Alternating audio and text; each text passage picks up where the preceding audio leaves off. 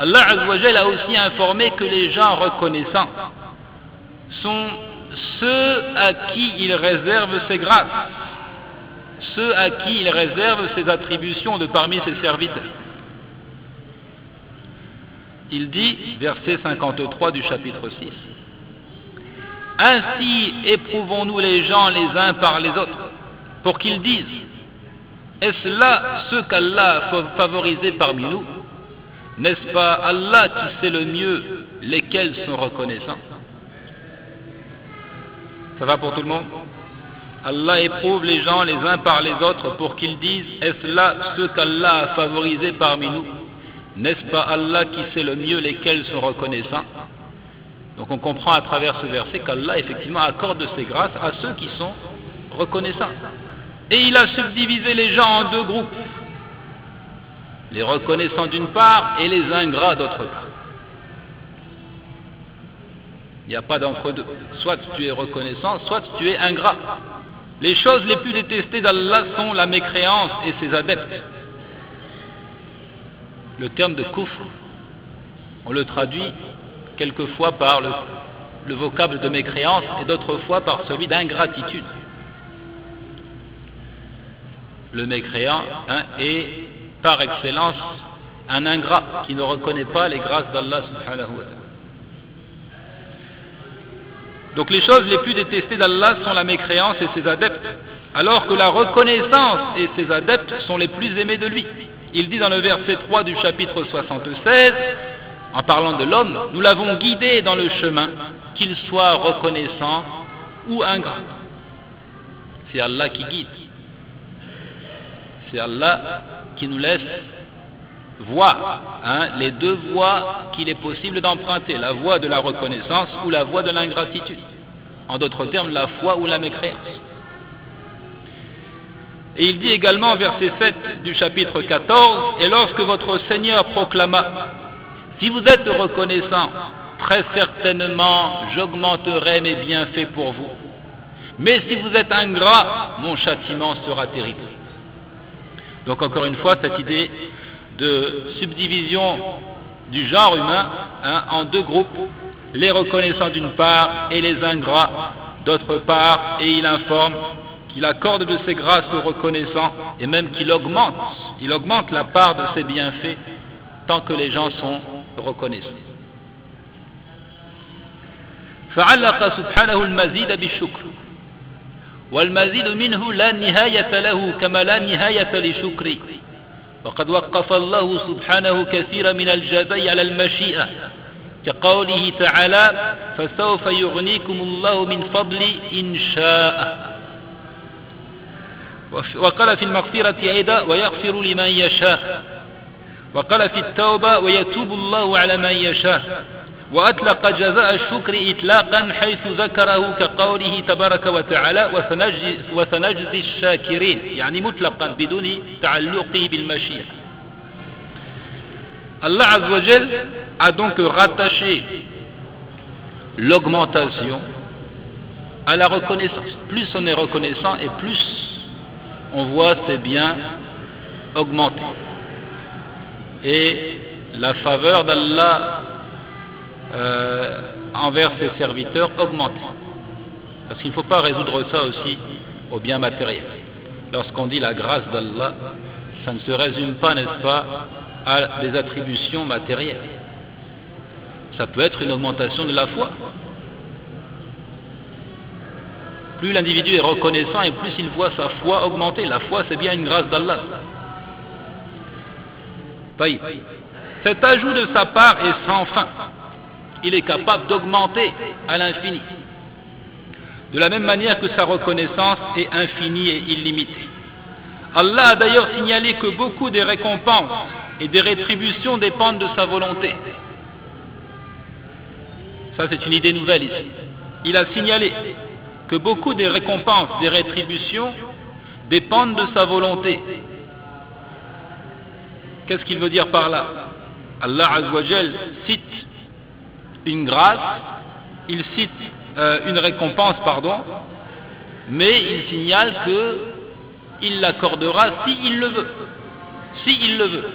Par exemple, il dit, si vous craignez une pénurie, Allah vous enrichira s'il le veut, de par sa grâce, comme dans le verset 28 du chapitre 9. Dans le même ordre d'idée, il dit à propos du pardon, dans le verset 40 du chapitre 5, à propos du pardon, et il pardonne à qui il le veut.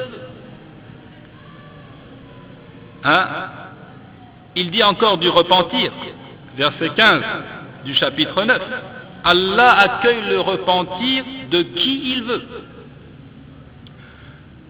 Par contre, il a cité la rétribution de l'action de grâce, la rétribution de la reconnaissance de manière absolue, sans le rattacher à sa volonté. Il a dit, subhanallah, dans le verset 145 du chapitre 3, « Et nous récompenserons bientôt les reconnaissants », de manière absolue, sans dire « s'il le veut ».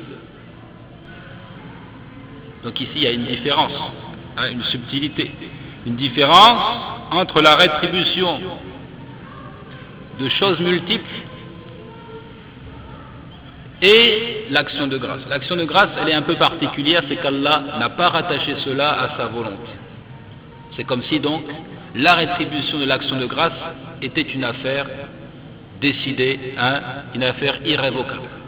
Alors que pour les autres choses que nous avons évoquées ici, c'est rattaché à son bon vouloir, s'il le veut. Il pardonne, s'il le veut. Il accueille le repentir, s'il le veut. Mais il a dit, en parlant de l'action de grâce, et nous récompenserons bientôt les reconnaissants, sans rattacher cela donc à sa volonté. Comme si donc cette rétribution était chose due, comme si cette rétribution était un acquis. ولما عرف عدو الله إبليس قدر مقام الشكر وأنه من أجل المقامات وأعلاها جعل غايته أن يسعى في قطع الناس عنه فقال ثم لآتينهم من بين أيديهم ومن خلفهم وعن أيمانهم وعن شمائلهم ولا تجد أكثرهم شاكرين. ووصف سبحانه الشاكرين بأنهم قليل من عباد فقال وقليل من عبادي الشكور. وثبت في الصحيحين عن النبي صلى الله عليه وسلم أنه قام حتى تفطرت قدماه فقيل له أتفعل هذا وقد غفر الله لك ما تقدم من ذنبك وما تأخر قال أفلا أكون عبدا شكورا. وعنه أيضا صلى الله عليه وسلم أنه قال إن الله لا يرضى عن العبد يأكل الأكلة فيحمده عليها ويشرب الشربة فيحمده عليها. Ayant connu le mérite, ayant compris à la noblesse et l'importance de la reconnaissance, l'ennemi d'Allah, Iblis, a fait de son abandon par les gens un objectif majeur qu'il se fixe d'atteindre. Ayant compris l'importance de la reconnaissance, Iblis s'est fixé pour objectif de détourner les gens de la reconnaissance et de faire d'eux des ingrats. Cela ressort clairement à travers le verset 17 du chapitre 7, puisque Iblis dit « Puis je les assaillerai de devant, de derrière, de leur droite et de leur gauche, et pour la plupart, tu ne les trouveras pas reconnaissants. » Donc c'est l'objectif qu'il se fixe, de faire en sorte qu'ils ne soient pas reconnaissants. Allah subhanahu a décrit la petite quantité de ses serviteurs reconnaissants. Il a donc signalé leur rareté en disant, dans le verset 13 du chapitre 34, « Alors qu'il y a peu de mes serviteurs qui sont reconnaissants. » Donc en faisant la jonction entre les deux versets, on conclura que Iblis a atteint ses objectifs.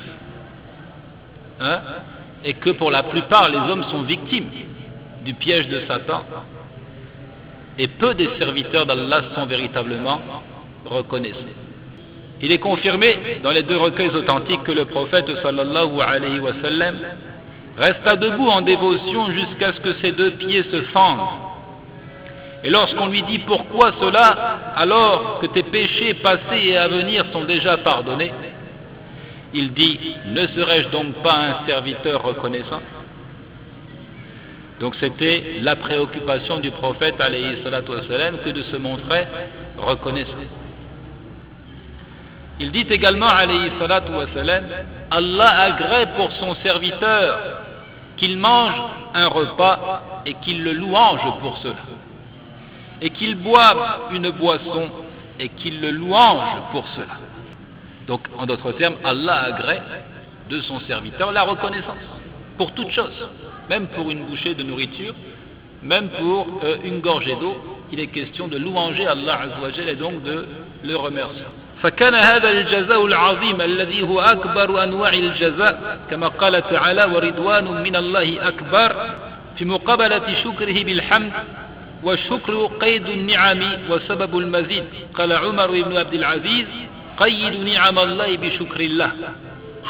وذكر ابن أبي الدنيا عن علي بن أبي طالب رضي الله عنه أنه قال لرجل من همذان إن النعمة موصولة بالشكر والشكر يتعلق بالمزيد وهما مقرونان في قرن فلن ينقطع المزيد من الله حتى ينقطع الشكر من العبد.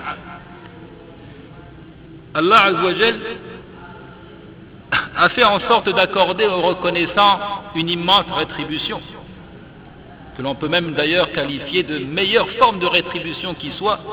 Il dit subhanahu dans le verset 72 du chapitre 9, et la satisfaction d'Allah est plus grande encore, et c'est là l'énorme succès. Allah est satisfait et il agrée, comme nous l'avons vu, la reconnaissance. Il a spécifié la grâce et le genre d'augmentation qu'il accorde en récompense de son remerciement et de sa louange. Omar ibn Abdel Aziz dit, je vois les termes employés ici, Qayyidu ni'am Allah bi shukrillah. Omar ibn Abdel Aziz a dit, je n'ai pas satisfait du terme ici, je vais essayer de trouver autre chose. Le qaïd, c'est une attache. Donc il est question ici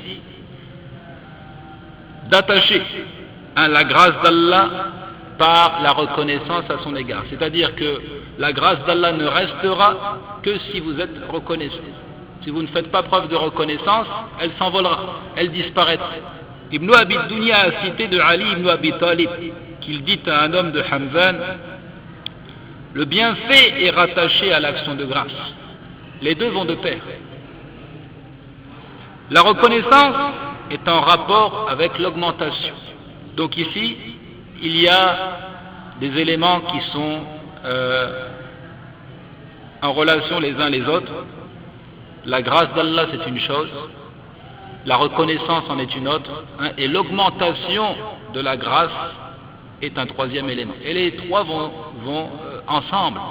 Toutes les fois qu'Allah t'accorde une grâce, il s'agit d'être reconnaissant pour que cette grâce ne disparaisse pas, et plus encore pour qu'elle augmente. Et plus elle augmente, et plus tu dois faire preuve de reconnaissance, auquel cas un certain nombre de ces grâces disparaîtront, et ainsi de suite. L'augmentation ne prendra fin qu'avec l'abandon du remerciement de la part du serviteur. L'augmentation ne prendra fin qu'avec l'abandon du remerciement de la part du serviteur. C'est quand tu cesses de remercier Allah que la grâce cesse d'augmenter.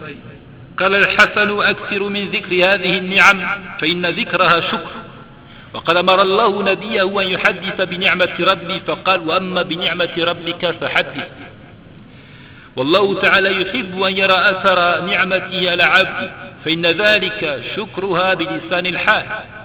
وكان أبو المغيرة إذا قيل له كيف أصبحت يا أبا محمد قال أصبحنا مغرقين في النعم عاجزين عن الشكر يتحبب إلينا ربنا وهو غني عنا ونتمقت إليه ونحن إليه محتاجون.